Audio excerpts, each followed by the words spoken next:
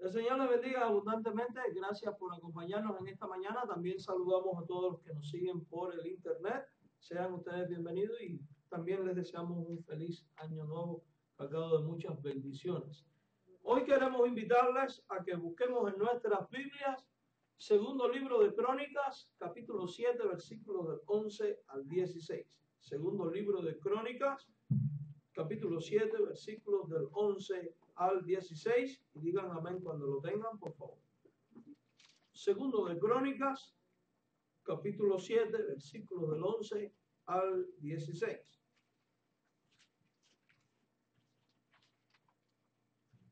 Segundo libro de Crónicas, capítulo 7, versículos del 11 al 16.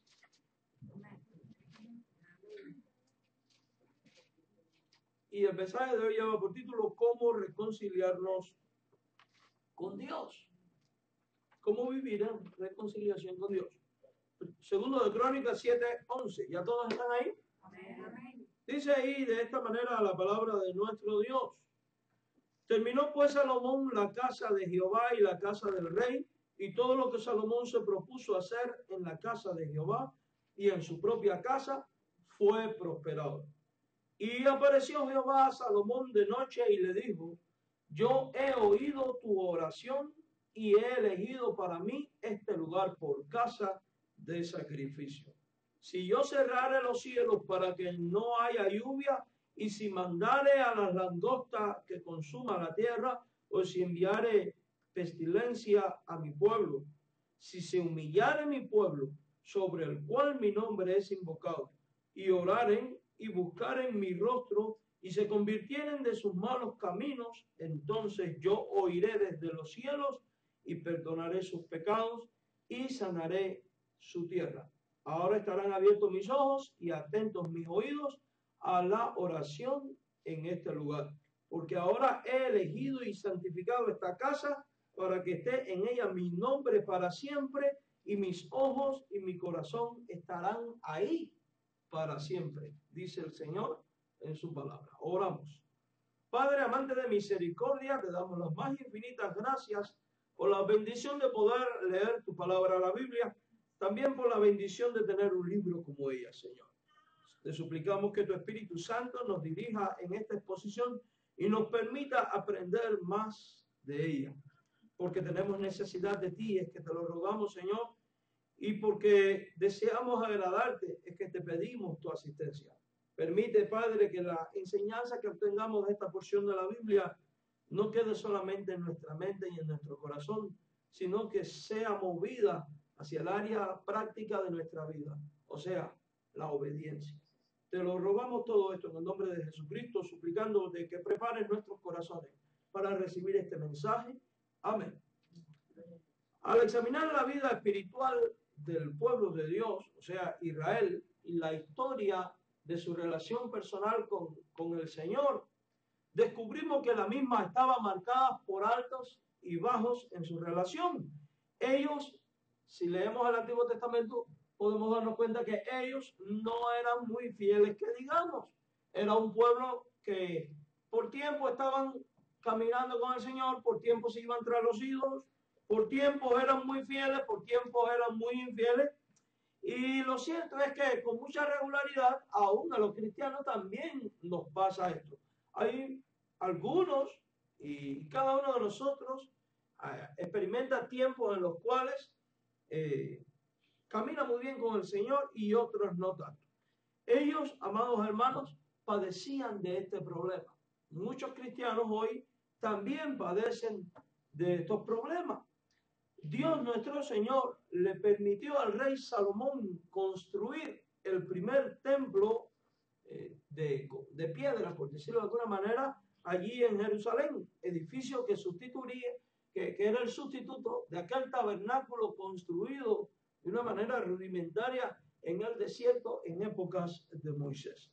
Tras el término de esta construcción del templo, Dios mismo en 2 de Crónicas 7:12 le dice a Salomón que había elegido para sí mismo el templo, y dice con toda claridad, como casa de sacrificio. O sea, como el lugar donde se iba a ofrecer el sacrificio para obtener así la reconciliación del hombre pecador, del hombre caído con Dios. Recordemos que la Biblia dice que sin derramamiento de sangre no hay perdón de pecados. Y Dios establece las leyes del sacrificio para indicar hacia el futuro que vendría un cordero perfecto que quitaría la totalidad del pecado de la humanidad y que reconciliaría definitivamente al hombre con Dios. ¿Y ese alguien quién es? Nosotros sabemos que es nuestro Señor Jesucristo. El templo cumplía entonces un ministerio sacerdotal, un ministerio de reconciliación entre el hombre pecador y Dios. Los hombres temerosos y deseosos de agradar a Dios, al descubrir sus faltas, al descubrir sus transgresiones, tenían la opción de venir al templo, ofrecer un sacrificio por su culpa y orar clamando a Dios por el perdón. Por eso nuestro Señor Jesucristo en el Nuevo Testamento decía con énfasis: mi casa será llamada casa de oración. ¿Por qué? Porque el templo era el lugar que permitía al hombre encontrarse con Dios. Hoy en día nosotros no tenemos necesidad de templos ni de sacrificios, porque Cristo fue el sacrificio perfecto que satisfizo toda la justicia de Dios, reconciliando definitivamente al hombre con Dios. Pero de igual manera sigue presente el hecho de que nosotros debemos acercarnos constantemente a Dios en busca de la reconciliación si le hemos fallado al Señor. Si usted se da cuenta en el contexto de este pasaje, Dios le dice a Salomón, prácticamente, y parafraseando de alguna manera, ahí a partir del verso 12, cuando dice que apareció Jehová a Salomón de noche y le dijo: yo he oído tu oración y he elegido para mí este lugar como casa de sacrificio. Y después en el versículo 13 dice: si yo cerrare los cielos para que no haya lluvia, y si mandare a la langosta que consuma la tierra, o si enviare pestilencia a mi pueblo. O sea, prácticamente le está diciendo: si el pueblo es infiel y yo decido desatar mi juicio contra la infidelidad, contra el pueblo por haber sido infiel, hay una manera a través de la cual se puede quitar este juicio, este castigo, y es reconciliándose con Dios. Pero la pregunta que surge es, entonces, ¿cómo reconciliarse con Dios? ¿Qué paso debe seguir un creyente si quiere que Dios escuche su oración, perdone sus pecados y restaure su vida a la comunión, retirando la consecuencia que trae el pecado sobre la vida del hombre? Mire, amado hermano, y aquí salta a la vista un principio, y es que no hay pecados sin consecuencias. Siempre que pequemos, el pecado va a acarrear junto a sí una consecuencia que va a dañar tu vida y mi vida, y sobre todas las cosas va a dañar nuestra comunión con Dios. Porque cuando pecamos, nuestra comunión con Dios se rompe. Y si está rota, quiere decir que necesita ser restaurada. Hoy en día no hacen falta los templos, no hacen falta los sacrificios, pero los mismos pasos que Dios les da a Salomón para la reconciliación con Dios siguen muy vigentes para nosotros hoy en día en Jesucristo. ¿Y cuáles son estos pasos?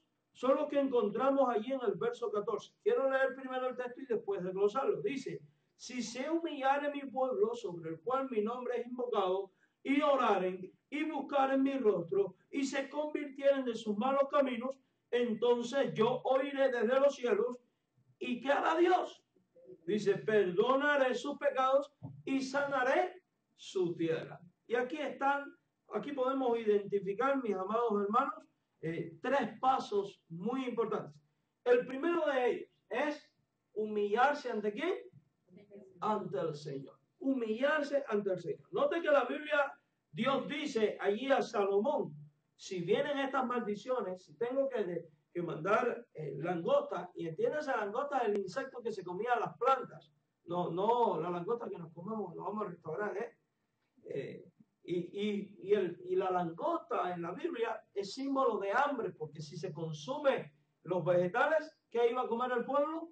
Absolutamente nada. O sea, prácticamente es esto. Si a causa de tu pecado mi juicio cae sobre ti, hay una manera de reconciliarte. Y la primera es humillarte ante el Señor. Mis queridos hermanos, vamos a detenernos palabra por palabra en esta frase.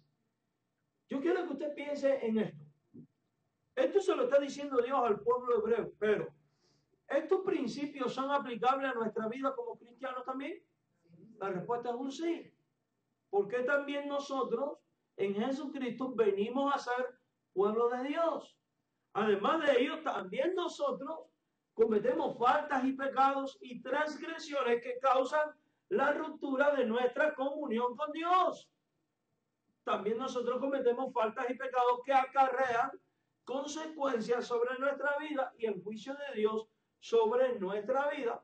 De tal manera que también nosotros necesitamos reconciliarnos en muchas ocasiones con Dios. ¿Quién de nosotros quizás nunca, quién de nosotros en un momento dado u otro no ha mentido o ha engañado o ha murmurado o ha hecho algo que viola la palabra de Dios? Dice la Biblia que el que no comete pecado, el tal es mentiroso. Por tanto, este es el medio que Dios ha establecido para la reconciliación. Paso 1, humillarse. Esta palabra, humillarse, describe la actitud que debe caracterizar al creyente. Es la actitud que debe caracterizar al creyente. Quiere decir que yo debo de venir ante el trono de la gracia humillado, reconociendo la soberanía de Dios, reconociendo la grandeza de Dios, la majestad de Dios y reconociendo mi incapacidad para autorrestaurarme, reconociendo que le he ofendido a Él cuando he cometido pecado, reconociendo que le he faltado a Él. Mire, mi querido hermano, aun cuando nosotros en nuestros pecados arremetemos contra otra persona, lo cierto es que en primer lugar a quien le fallamos es al Señor. Por ejemplo, si Dios dice, ama a tu prójimo como a ti mismo, y yo no amo a mi prójimo, yo estoy fallando contra mi prójimo, pero en primer lugar le estoy fallando a Dios, que me mandó a decir, ama a tu prójimo como a ti mismo, por poner un ejemplo. Entonces, yo no puedo pretender faltar a la palabra de Dios y no puedo pretender faltar a la palabra de Dios y que mi pecado quede impune. Amados hermanos, la Biblia dice que Dios no puede ser burlado. Recordemos que una de las características de Dios es que Dios es justo. ¿Qué significa eso? Que en su perfección y santidad, Él está obligado a actuar en justicia. De tal manera que va a premiar lo bien hecho, lo que es hecho correctamente, pero está obligado a juzgar y castigar y condenar lo que está mal hecho. Porque a Dios no le agrada la desobediencia. Por eso dice la Biblia que es mejor obedecer que no la multitud de sacrificios. Entonces, si cuando yo peco le fallo a Él, yo tengo que humillarme ante Él. Porque de Él, en sus manos, está el control de mi vida. Porque en sus manos estoy yo y porque Él tiene autoridad para hacer cualquier cosa conmigo. Por tanto, si no estoy en reconciliación con Él, las cosas no van a ir bien. Porque dura cosa es caer en manos de un Dios vivo. El problema de nuestra generación es que ha hecho mucho énfasis en el amor de Dios, y eso es bueno. Dios es amor. Pero se han olvidado que Dios también es fuego consumidor y que no tiene por inocente al culpable. Y dice la Biblia con toda claridad, mis queridos hermanos en el Señor, en cuanto dependa de vosotros, estad en paz con Dios y con todos los hombres. ¿Por qué? Porque Dios es terrible. ¿Cuál fue la experiencia del pueblo de Dios por no humillarse ante el Señor? En una ocasión se abrió la tierra y descendieron vivos al Seol. En otra ocasión, un pueblo como Sodoma y Gomorra fueron consumidos y devastados y raídos de sobre la faz de la tierra. En los tiempos de Noé, cada quien hacía lo que quería y vino el diluvio. ¿Cree usted que en nuestros tiempos va a ser la excepción? No va a venir un diluvio porque Dios prometió que esto no ocurriría más, pero sí va a venir juicio. Si usted lee Deuteronomio capítulo 28, ahí Dios le dice al pueblo de Israel cuál es la bendición de ser fiel y cuál es la consecuencia del pecado. Léase Deuteronomio 28 y va a ver que Dios le dice: si no eres fiel a mí, esto va a ocurrir contigo. El cielo se volverá de hierro y la tierra polvo, y no habrá lluvia. Tu hijo y tu hija se irán a tierra que tú no conoces. Y ahí están las primeras señales del cautiverio que iban a sufrir por no ser fieles a Dios. Criarás vaca y otro vendrá y la comerá. El extranjero será cabeza, tú serás por cola. Esas son consecuencias del pecado. Entonces, yo debo humillarme ante mi Dios, porque mi Dios tiene mi vida en sus manos. Y porque dura cosa es caer en sus manos, porque le ha ofendido a él, por tanto mi reconciliación tiene que ser para con él, en primer lugar. He de presentarme con un espíritu quebrantado, de reconocimiento del pecado. Al contemplar su grandeza, majestad y santidad, mi inmundicia y mi infidelidad, no puedo hacer otra cosa que humillarme. Dios, he pecado contra ti, te he fallado, perdóname. Y hacerlo conscientemente. Y digo conscientemente porque muchas veces nos autoengañamos. Pensamos que nos hemos estado humillando ante el Señor y no ha sido así. No ha sido así. Ante el Señor indica para con quién es la responsabilidad y compromiso del creyente y ante quién debe de humillarse. Si quieres reconciliación con Dios, tú tienes la responsabilidad. Tienes que estar consciente de que tu responsabilidad y tu compromiso es con es con aquella persona a quien has ofendido. Al Señor. Al Señor. Cuando la gente murmuró contra Moisés, ¿qué le dijo Dios? No han murmurado contra ti, han murmurado contra mí. Cuando el pueblo de Israel en su soberbia quiso ser como las demás naciones poniéndose un rey, Samuel medio que ahí se ofendió y se enojó, y cuando va ante el Señor, ¿qué le dice Dios? No te han rechazado a ti, me han rechazado a mí.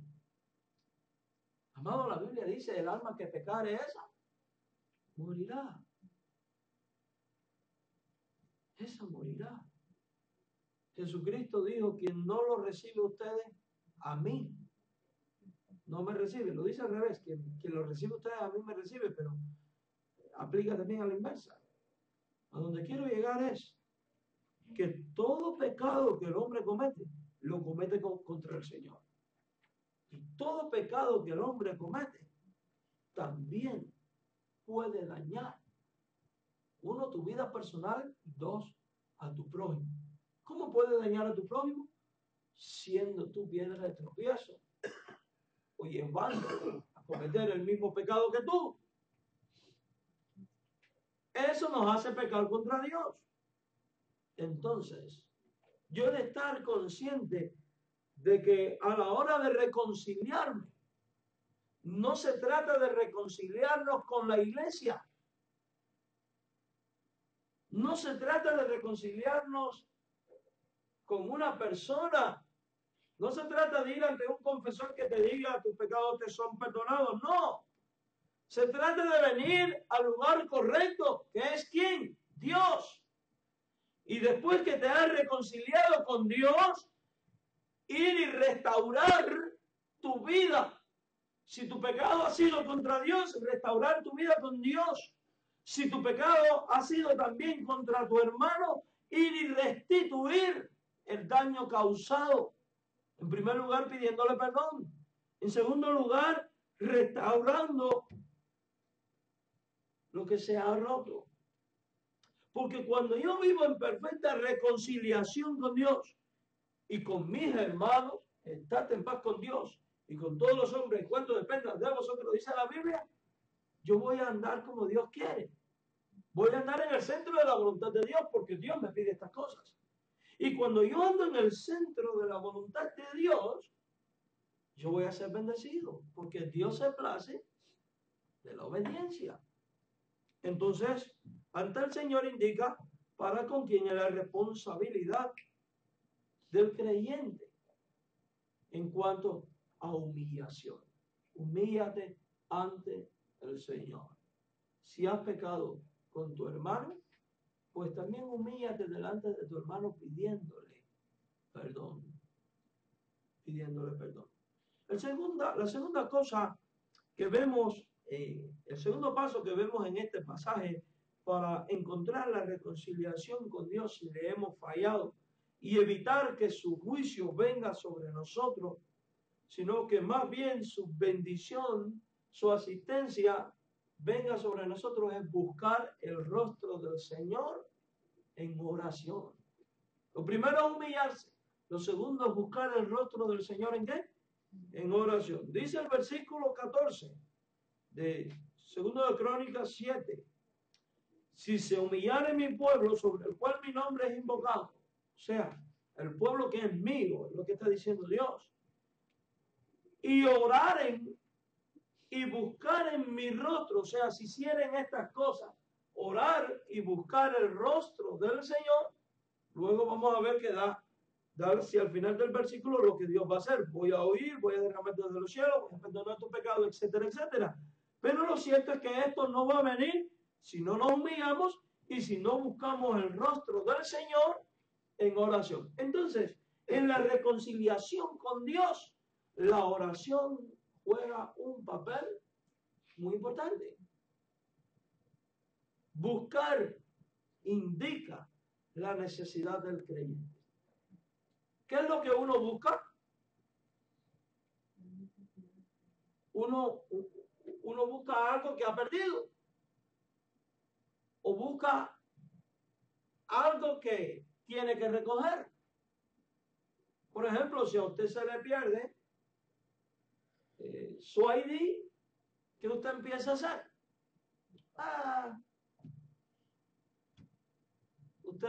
¿Qué pasa si a usted se le pierde su tarjeta de débito? Usted le empieza ¿a qué? A buscar. ¿Por qué? ¿Por qué? Porque usted está corriendo el riesgo de perder su dinero. Si no la encuentra, usted toma otra medida. Llama al banco y cancela.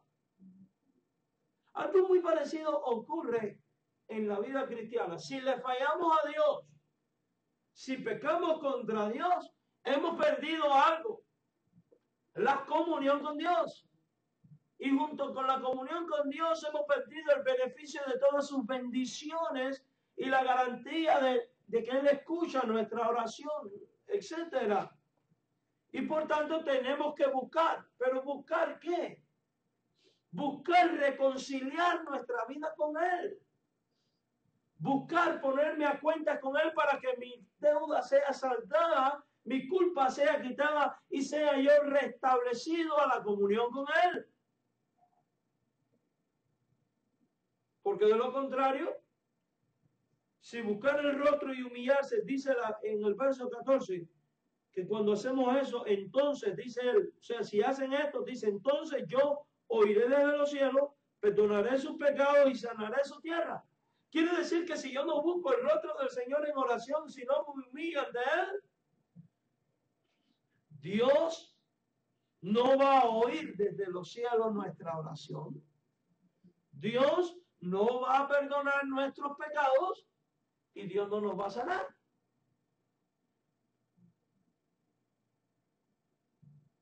Quiere decir que estoy perdiendo el beneficio de que Dios me oye, estoy perdiendo el perdón de mis pecados, estoy perdiendo mi sanidad, no estoy en comunión con Dios.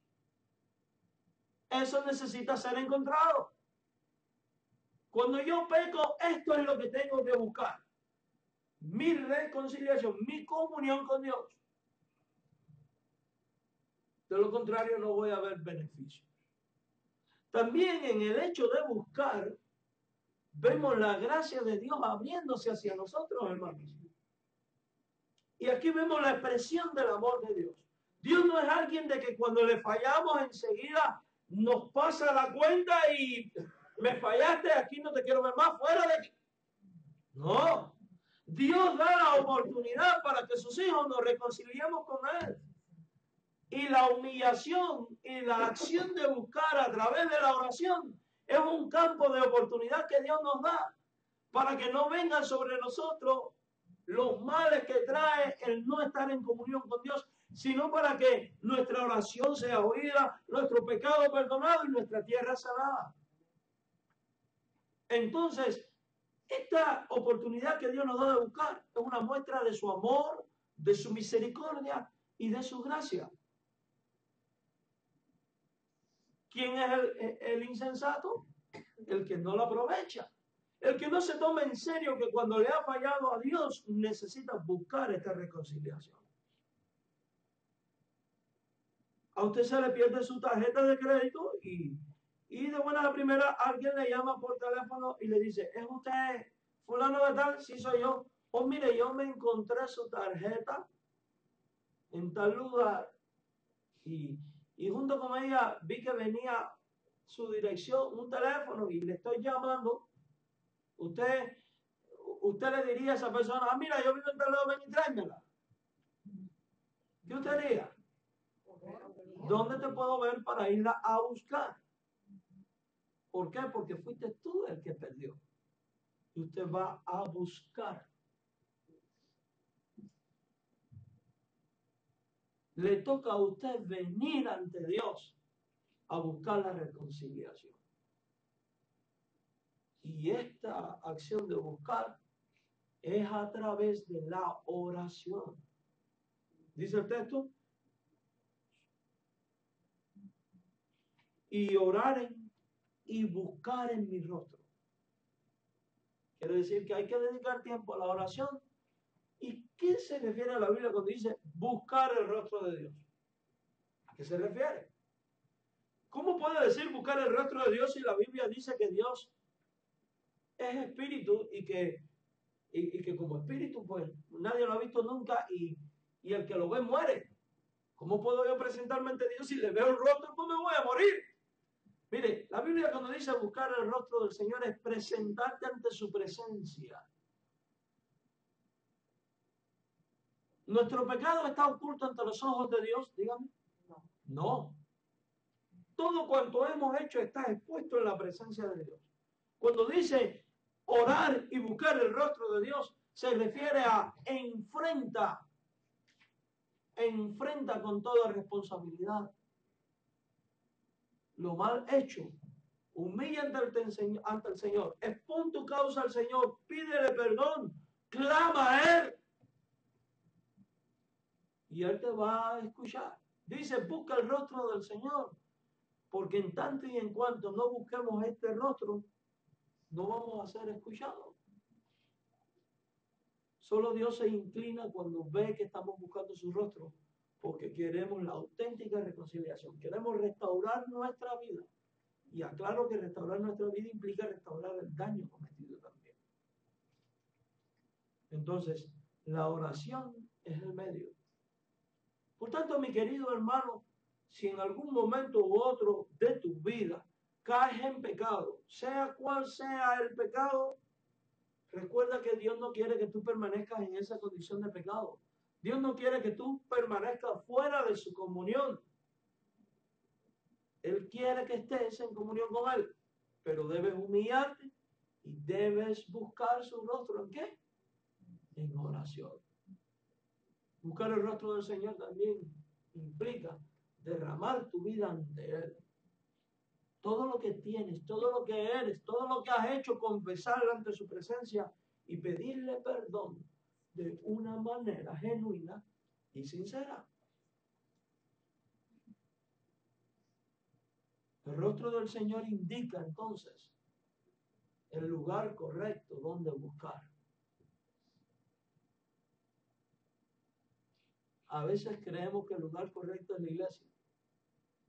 Hice esto o aquello mal hecho, tengo que buscar una iglesia, porque allí siento paz y siento que ya todo está bien. No, no es la iglesia.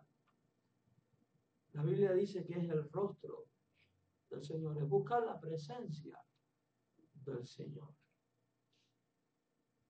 O sea, es allí donde está tu lugar. Es allí donde está tu lugar. Porque ¿contra quién has pecado? Contra Él. Pues ¿con quién tienes que reconciliar? Con Él. Por eso que decimos que el rostro del Señor indica el lugar donde buscar. Indica el lugar donde buscar. En oración indica el medio utilizado para buscar y poder encontrar el rostro del Señor. Es la oración el medio. Porque es la oración la que nos permite desahogarnos ante Dios. Es la oración la que nos permite comunicarle a Dios en lo que le hemos fallado y en la necesidad que tenemos. Mire, dice la Biblia que aún no está la palabra en nuestra boca y ya Dios la sabe. Pero con todo y ello, no cometa el error de decir, bueno, si ya Dios lo sabe, pues no tenga que orar. No, Dios quiere que tú le busques. ¿Por qué? Porque este es el medio a través del cual Dios cultiva su relación contigo y la restauración. Voy a poner un ejemplo.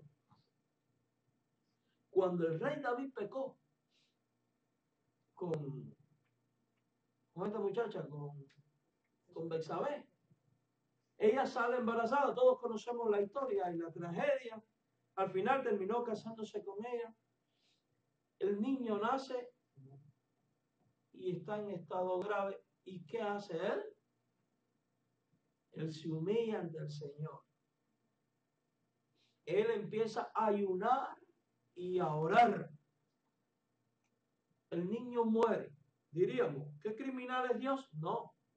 Esa es la consecuencia de su pecado. Los niños son salvos por naturaleza. Pero en David vemos un ejemplo claro de cómo restablecerse en oración. Si usted va conmigo un momentito al Salmo 51, ahí usted puede ver la profundidad de esta oración de David y cómo era la manera a través de la cual él se humilló y clamó al Señor. Aquí tenemos un ejemplo clave. Salmo 51. Mira lo primero que él empieza diciendo. Ten piedad de mí, oh Dios, conforme a tu misericordia y conforme a la multitud de tus piedades, y borra mi rebelión. Porque él sabía que si Dios no tenía piedad y no borraba su rebelión, él hubiera sido ¿qué? Devastado, consumido. Y después dice, lávame más y más de mi maldad y límpiame de mi pecado. Porque yo reconozco mis rebeliones. ¿Se está dando cuenta usted que no es la oración de la carrera que solemos hacer muchas veces y perdona Señor nuestras faltas y nuestros pecados? Amén. Y ya hasta ahí llegamos. No, aquí hay profundidad, derramamiento del corazón. Yo conozco mi rebelión. O sea, ¿qué le está diciendo? Yo sé lo que hice. Y mi pecado está siempre delante de mí. Y él reconoce, contra ti solo he pecado y he hecho lo malo delante de tus ojos, para que seas reconocido justo en tu palabra y tenido por puro en tu juicio. Él está consciente que su adulterio, su fornicación, su planificación de homicidio había sido contra Dios, que le tenía que dar cuenta a Dios porque puro era su juicio. Y después declara Que él está consciente que ha sido formado en maldad y he sido formado y en pecado me concibió mi madre. He aquí tú amas la verdad en lo íntimo y en lo secreto me has hecho comprender sabiduría. ¿Por qué Dios le hizo comprender sabiduría? Porque había estado buscando el rostro de ¿quién? De Dios. Purifícame con hisopo. O sea, le está diciendo, agarra ahí, restriégame, arranca de mí y seré limpio. Él reconoce que a menos que Dios le limpie, él no iba a ser limpio. Y después dice, lávame y seré más blanco que la nieve. Hazme oír gozo y alegría. Estas palabras son tremendas. El pecado había causado en él, ¿qué cosa?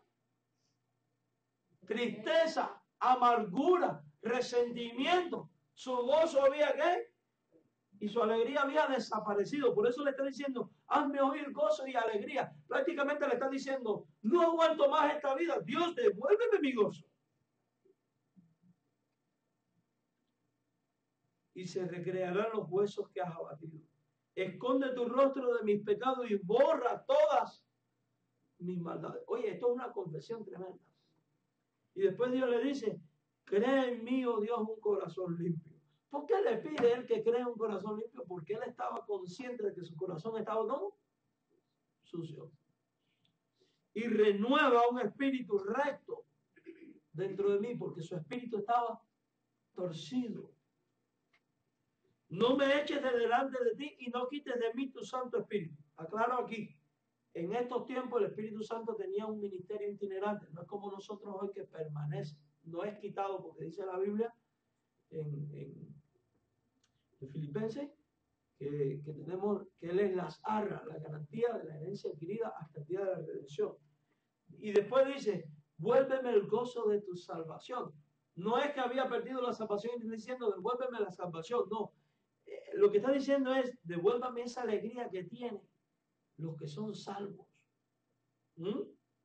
Y espíritu noble me sustente. Entonces enseñaré a los transgresores tus caminos. Mira qué interesante. Señor, cuando tú me limpies, tú me perdones, me restaures, es que yo voy a poder enseñar a otro pecador. ¿A través de qué le iba a enseñar a otro? De su propia experiencia. Yo pequé y mira todo lo que me pasó. ¿Está viendo cuán profunda es su confesión?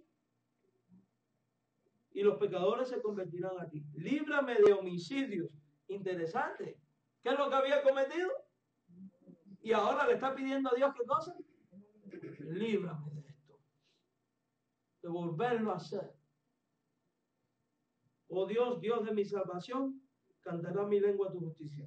Señor, abre mis labios y publicará mi boca tu alabanza, porque no quiere sacrificio que yo le daría, no quieres holocausto. Los sacrificios de Dios son el espíritu quebrantado y el corazón contrito y humillado, no despreciarás tú. ¿Se da cuenta de esto, mi hermano?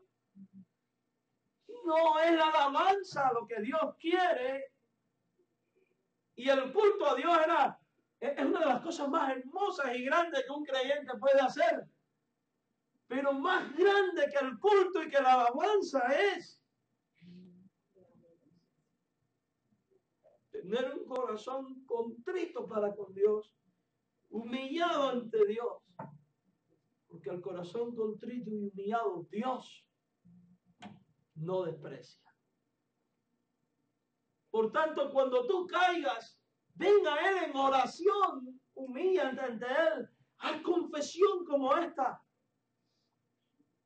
Y dice que Dios no te va a despreciar, sino que te va a acoger en su regazo.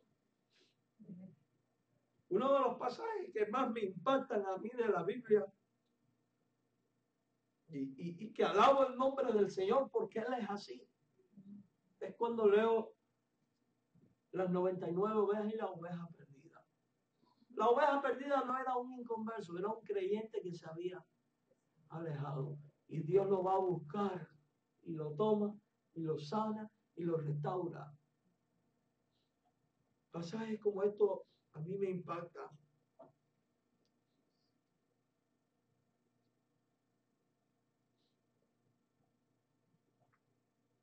podemos ver aquí un ejemplo de que se puede estar refiriendo segundo de Crónicas 7 cuando dice, si se humillare mi pueblo y orare y buscare mi rostro. Dios no lo desprecia, quiere decir que lo acepta. Pero Dios dice algo más. Y cuando da este tercer paso, lo dice, mis queridos hermanos, porque de nada sirve humillarte, buscar el rostro del Señor, si no das el tercer paso, que es la tercera cosa que vamos a ver hoy, que es el tercer, que es abandonar el camino del pecado. ¿Cómo lo dice Crónica? Leemos, si se humillare mi pueblo, sobre el cual mi nombre es invocado, y oraren y buscaren mi rostro, ¿y qué dice a continuación? Y se convirtieren de sus malos caminos. O sea que además de humillarse, además de buscar el rostro en oración, hay que abandonar el camino del pecado. O sea, hay que convertirse. Convertirse. Dice la Biblia, si se convirtieren, implica darle un rumbo distinto a la vida. Convertirse es cambiar de dirección. Es dejar de hacer lo que estabas haciendo para comenzar a andar en la justicia y santidad de Dios. Como decía David, líbrame de homicidios. Era lo que había cometido. Implica darle un rumbo distinto a la vida.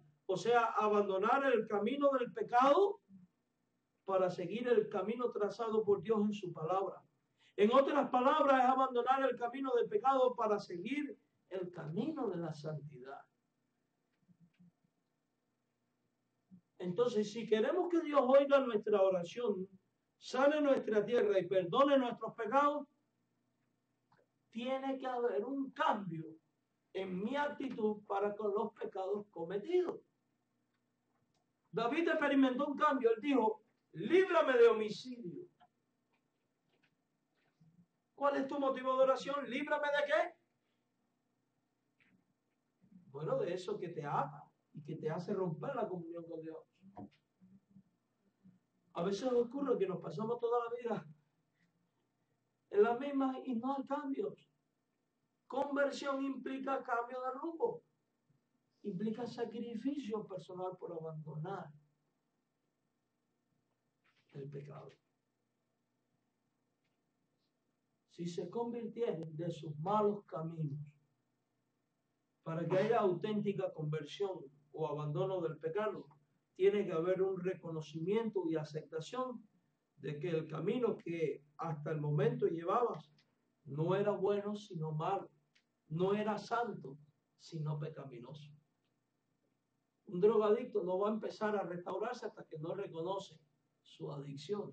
Un alcohólico no empieza a restaurarse hasta que no reconoce su adicción. Un pecador no empieza a reconciliarse con Dios hasta que no reconoce que le ha fallado a Dios y toma un rumbo distinto. Convertirse significa dar la vuelta, transformar, convertir. Mis queridos hermanos en el Señor, convertirse del mal camino implica arrepentirse del camino que se había estado siguiendo, pedirle perdón a Dios y tomar la decisión de transitar en un camino nuevo de obediencia al Señor. Convertirse del mal camino implica romper con el pecado y procurar no caer nuevamente y llevar una vida de obediencia. El Señor Jesús en la oración modelo decía, con toda claridad, líbranos de todo mal. David le vemos diciendo, líbrame de homicidios.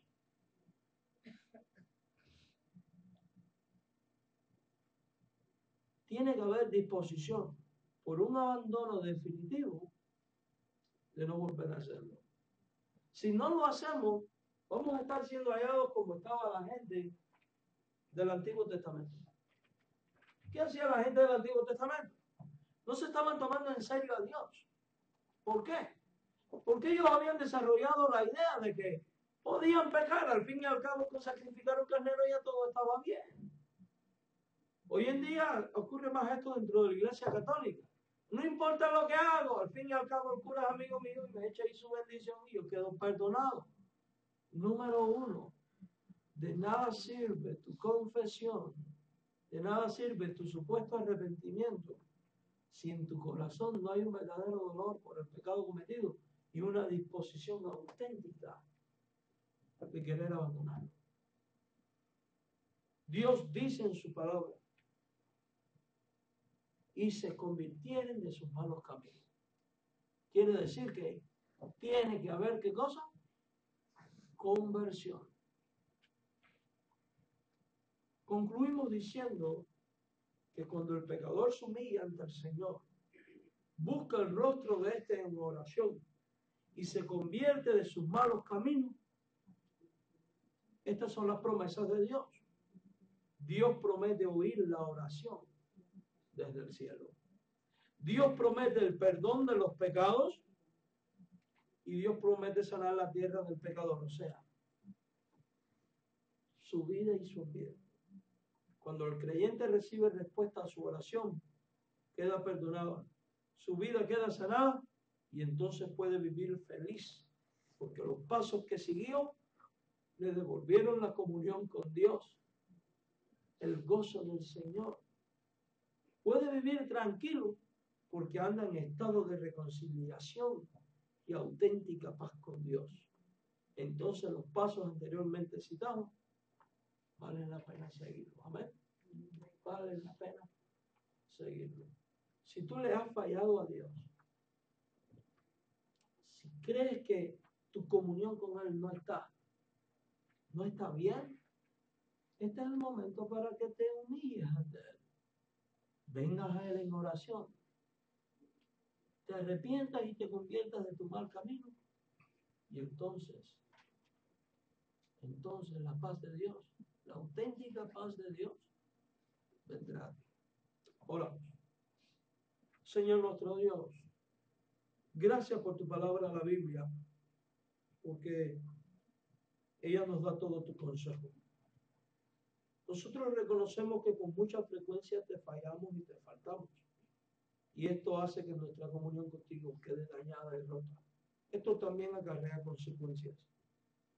Ayúdanos para que en el momento de la crisis y de la caída, nosotros podamos recordar tu palabra y podamos entonces humillarnos ante ti, buscar tu rostro en oración y convertirnos de nuestros malos caminos, Señor.